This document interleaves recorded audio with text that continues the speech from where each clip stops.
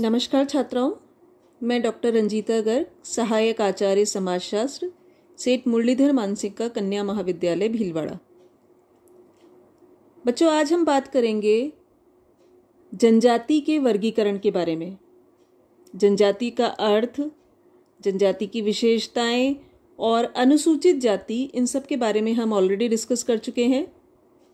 आज हम बात करेंगे कि भारत में जनजातियों को अलग अलग अगर वर्गीकृत किया जाए तो वो कौन से आधार होंगे, क्योंकि भारत में विभिन्न प्रकार की जनजातियां निवास करती है। इन जनजातियों को हम सबको एक श्रेणी में नहीं रख सकते, उनमें बहुत सारी भिन्नताएं हैं। उनको इसीलिए वर्गीकृत करना आवश्यक है। कुछ अलग अलग आधारों पर, प्रजाति के आधार पर, भाषा के आधार पर, सांस्कृतिक आर्थिक आधार पर अलग अलग विद्वानों ने जनजातियों का वर्गीकरण करने का प्रयास किया है। हम कुछ खास जो वर्गीकरण है उसको यहाँ समझने का प्रयास करेंगे। सबसे पहले हम बात करेंगे जनजातियों का प्रजातीय आधार पर वर्गीकरण। प्रजातीय आधार पर प्रजातीय उत्पत्ति और प्रजातीय लक्षणों को हालांकि तय करना थोड़ा कठिन है, क्योंकि बायोलॉजिकल फीचर्स पे वो ज़्यादा आधारित होते हैं। एक विद्वान है BS गुहा, उन्होंने कुछ अलग अलग फिजिकल फीचर्स के आधार पर जनजातियों का प्रजातीय वर्गीकरण किया है, उसको हम डिस्कस करेंगे। वो कहते हैं दक्षिण भारत जो है उसमें कादर, इरूला और पनियन जनजातियां निवास करती हैं। ये इनके बाल घुंघरालू होते हैं, जो निश्चित निग्रिटो प्रजाति का प्रतिनिधित्व करती है। गुहा कहते हैं कि निग्रिटो प्रजाति जो है वो भारत की सबसे प्राचीन प्रजाति है।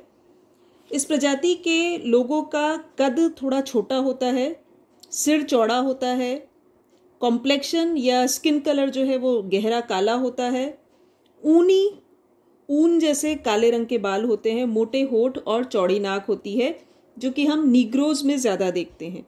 तो एक जो वर्गीकरण है प्रजातियों का दक्षिण भारत का, वो निग्रिटो प्रजाति के आधार पर है।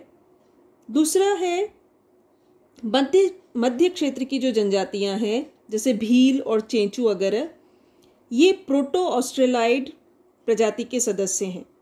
इस प्रजाति के लोगों का कद छोटा होता है, सिर लंबा और ऊंचा चौड़ा भी होता है, छोटा चेहरा होता है, आगे की तरफ उठा हुआ मुंह, छोटी एवं चपटी नाक होती है।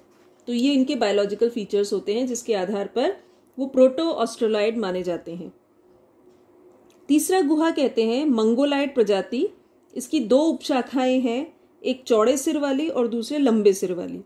चौड़े सिर वाले मंगोलाइड जो हैं वो चटगांव और उत्तरी पूर्वी भारत की जनजातियों में पाए जाते हैं, और लंबे सिर वाले मंगोलाइड असम, सीमांत प्रांतों एवं ब्रह्मपुत्र के घाटी क्षेत्र में रहते हैं। मजूमदार और मदान तथा योगेश अटल जो हैं उन्होंने भी भारतीय जनजातियों को नेग्रिटो, प्रोटो ऑस्ट्रेलाइड तथा मंगोलाइड प्रजातियों में विभाजित किया है। एक विद्वान है आइकस्टेड, उन्होंने दूसरे 3 प्रजातीय समूह जिक्र किया है, वेडेड, मेलेनिड और इंडेड। परंतु गुहा का जो प्रजातीय वर्गीकरण है उसे हम ज़्यादा काम में लेते हैं या उसके आधार पर ज़्यादा अध्ययन किए जाते हैं। दूसरा है जनजातियों का भाषाई आधार पर वर्गीकरण, यानी भाषा जो अलग अलग वो बोलते हैं उसके आधार पर उन्हें वर्गीकृत किया गया है। भारत में हमें पता है कि भाषाई विविधता हमेशा से रही है। सबसे पहले ईसाई धर्म प्रचारकों ने जनजातीय भाषाओं को समझने का प्रयास किया था। क्यों? क्योंकि वो चाहते थे कि जनजातीय लोगों में वो ईसाई धर्म का प्रचार कर सके। जब जनजातीय लोग बाहरी संपर्क में आने लगे तो भारत की प्रादेशिक भाषाएं, यानी जो भारत के अलग अलग प्रदेशों में बोली जाने वाली भाषाएं हैं, उनसे उनका परिचय हुआ। जैसे बंगाल में संथाल और मुंडा धीरे धीरे बंगाली और हिंदी बोलने लगे। उत्तरांचल की भूटिया जनजाति जो है वो भी पहाड़ी और हिंदी बोली बोलने लगे हैं। परंतु DN मजूमदार का मत है कि जनजातीय लोगों के संबंध में इंडो यूरोपीय भाषा केवल आर्य संस्कृति के संपर्क के फलस्वरूप नहीं आई है, बल्कि पूर्व आर्य और अनार्य प्रजातियां जो थी उनसे भी इनका संपर्क रहा है। जो मूल श्रेणियां बनाई गई है भाषा की दृष्टि से, उसमें पहला है द्रविड़ भाषाई परिवार। ये भाषाई समूह मध्यवर्ती तथा दक्षिण भारत में फैला हुआ है। भाषा की दृष्टि से गोंड, कंध, उराव, माल्टो और टोडा ये जनजातियां द्रविड़ भाषाई परिवार से बिलोंग करती हैं। इसके अलावा भी और जनजातियां हैं जैसे कोया, पनियन, चेचू, इरूला, कादर, ये सब भी द्रविड़ भाषाई परिवार की भाषाएं बोलती हैं। सेकंड है ऑस्ट्रो एशियाई, जिसे ऑस्ट्रिक भी कहा जाता है। ऑस्ट्रिक भाषाई परिवार जो है वो मध्य तथा पूर्वी भारत की कोल और मुंडा भाषाएं, आसाम में खासी और निकोबार में जो निकोबारी भाषाएं बोली जाती है वो सब इस समूह में आती है। संथाली, कोरकू, गदवा जनजातियां जो है उनकी बोली भी इसी भाषाई समूह में आती है। मुंडारी, हो, खरिया ये जनजातियां भी ऑस्ट्रिक भाषा परिवार से जुड़ी हुई हैं। तीसरा है तिब्बती चीनी भाषाई परिवार। हिमालय की तलहटी में और असम का जो अधिकांश जनजातीय एरिया है जिसमें तिब्बती चीनी और तिब्बती बर्मी भाषाएं बोली जाती है वो सब इस भाषा परिवार में आती है। हिमालय के क्षेत्रों में, नेपाल में, दार्जिलिंग में भी इन्हीं प्रकार की भाषाओं का प्रचलन है। सुदूर पूर्वी आसाम में और शामी चीनी भाषा के अंतर्गत ये सारी भाषाएं तिब्बती चीनी भाषाई परिवार में आती हैं। चौथा है इंडो यूरोपीय भाषा परिवार। इस परिवार की भाषाएं बोलने वाली जनजातियों में हजोंग और झेलो ये दो प्रमुख जनजातियां हैं। तो जनजातियों का एक आधार जो वर्गीकरण का है वो भाषा के आधार पर किया गया है, क्योंकि इतनी सारी जनजातियां हैं और वो सब कहीं ना कहीं एक दूसरे से अलग कुछ बोलियां या भाषाएं बोलती हैं, जिन्हें हम इन 4 मुख्य भाषाई परिवारों में डिवाइड कर सकते हैं। तीसरा जो वर्गीकरण किया गया है जनजातियों का वो है सांस्कृतिक आधार पर। भारत की सभी जनजातियां, क्योंकि हमें पता है जनजातियों का अपना एक पूरा विशिष्ट संगठन होता है, अपनी अलग भाषा होती है, अपने अलग तौर तरीके होते हैं जो कि मुख्य धारा के समाज से पूर्णतः अछूते होते हैं, यानी बिल्कुल प्योर उनका अपना एक सांस्कृतिक परिवेश होता है। और ये परिवेश जो है वो जनजातियों का सबका अलग अलग होता है, इसलिए हम सांस्कृतिक विविधता के रूप में भी जनजातियों को वर्गीकृत कर सकते हैं। कुछ जनजातियां जो है जनसंख्या की दृष्टि से काफ़ी बड़ी हैं, जैसे गोंड, मुंडा, भील, और कुछ बहुत छोटी हैं जिनमें 100 व्यक्ति भी नहीं हैं। तो ये जनजातियों का देखा जाए तो जनसंख्या के आधार पर बहुत डिफरेंट वर्गीकरण है। दूसरा, सामाजिक संगठन की दृष्टि से देखें तो कुछ जनजातियां जो है वो कई उपविभागों और वंशों में विभाजित है, जबकि कुछ जनजातियों का सामाजिक संगठन बहुत सरल है। पारिवारिक दृष्टि से भी अगर हम देखें तो पारिवारिक दृष्टि से पितृसत्तात्मक, पितृस्थानीय और पितृवंशीय यानी जहाँ पर पितृसत्ता ज़्यादा मानी जाती है, तो कुछ का पारिवारिक स्वरूप इस प्रकार का है, जबकि कुछ जनजातियाँ जो मातृसत्ता में विश्वास रखती हैं वो मातृसत्तात्मक, मातृस्थानीय एवं मातृवंशीय है।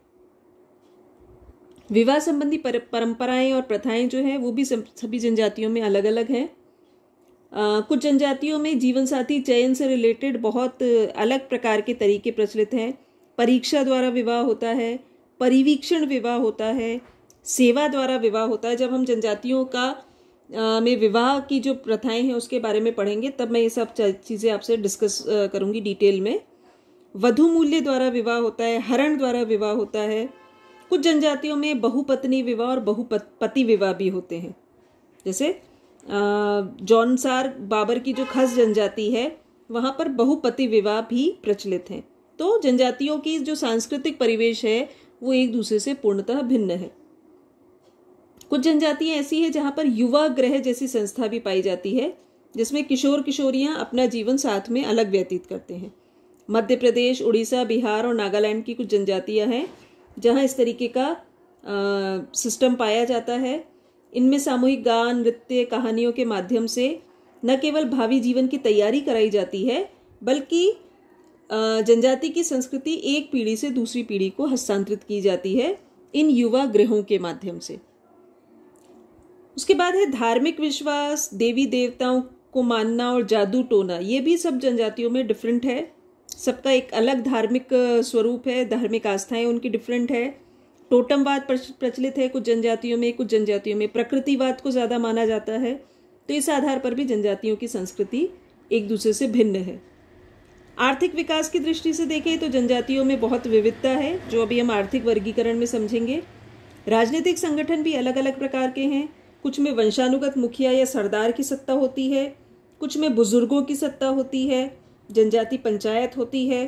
तो इस आधार पर सब जनजातियाँ अलग अलग प्रकार से बिहेव करती हैं। सांस्कृतिक संपर्क और सामंजस्य भी जनजातियों का अलग अलग है। समय के साथ साथ में कुछ जनजातियां जो है वो मुख्य धारा की संस्कृति से जुड़ने लगी है, पर संस्कृति ग्रहण को उन्होंने अपना लिया है, यानी अपनी जो संस्कृति है उसे त्याग कर धीरे धीरे वो मुख्य धारा में बढ़ रही हैं। और कुछ जनजातियां अभी भी पूर्णतः अपने आप को अलग किए हुए हैं। उसके बाद है जनजातियों का आर्थिक आधार पर वर्गीकरण। अर्थव्यवस्था का जो आधार है जनजातियों का वो अलग अलग है। आदिम अर्थव्यवस्था भी है और कुछ जो है वो मॉडर्न जो इकोनॉमिक सिस्टम है उससे जुड़ने लगी है। अलग अलग विद्वानों ने अलग अलग तरीके से इसे क्लासिफाई किया है। हर्ट्ज़कोविट्ज़ और फोर्ड जो हैं वो कहते हैं कि भिन्न भिन्न समय काल में अलग अलग आर्थिक व्यवस्थाएं रही है। 5 अवस्थाएं यहाँ पर फोर्ड और हर्ट्ज़कोविट्ज़ ने बताई है: संकलन, शिकार, मछली मारना, कृषि और पशुपालन। इसी प्रकार जेकब्स और स्टर्न जो है उन्होंने 2 प्रमुख भागों में बांटा है। पहली वो अर्थव्यवस्था यानी जनजातीय अर्थव्यवस्था शिकार करने वाली, मछली मारने वाली और भोजन एकत्र करने वाली, और दूसरी जो एडवांस फॉर्म में आ गई है कृषि तथा पशुपालन संबंधी अर्थव्यवस्था। तो जनजातियों में जो रोजी रोटी कमाने के साधन हैं उनमें काफ़ी अंतर है। उस आधार पर हम जनजातियों को वर्गीकृत कर सकते हैं। भारतीय जनजातियों का जीवन अलग अलग होता है, उनमें काफ़ी विविधताएं हैं। कुछ जनजातियां सघन जंगलों में घूमती हैं, शिकार करती हैं, पशुपालन करती हैं। कुछ जो है वो दस्तकारी के काम भी करती हैं और धीरे धीरे कुछ और जो आधुनिक व्यवसाय है उससे जुड़ने लगी हैं। एस.सी. दुबे जो हैं वो 3 स्तर पर इसकी बात करते हैं। वो कहते हैं पहला है संकलन और आखेट का स्तर, आखेट यानी शिकार का स्तर, दूसरा पशुपालन का स्तर और तीसरा कृषि का स्तर। इसी प्रकार J.H. हट्टन ने भी 3 आर्थिक श्रेणियों में विभाजित किया है। पहला वे जनजातियां जो वनों से खाद्य सामग्री एकत्रित करती हैं, दूसरा वे जनजातियां जो चरागाह की अवस्था में हैं, और तीसरी वे जनजातियां जो कृषि कार्य, शिकार, मछली मारना तथा उद्योगों पर जीवन यापन करने लगी हैं। तो इस प्रकार जनजातियों में आर्थिक आधार पर भी अगर हम देखें तो बहुत सारी विविधताएं व्याप्त है। हर जनजाति जो है उसका अपना एक अलग परिवेश है और अपना एक अलग कलरफुल कल्चर जो है वो जनजातियों का भारत में देखने को मिलता है।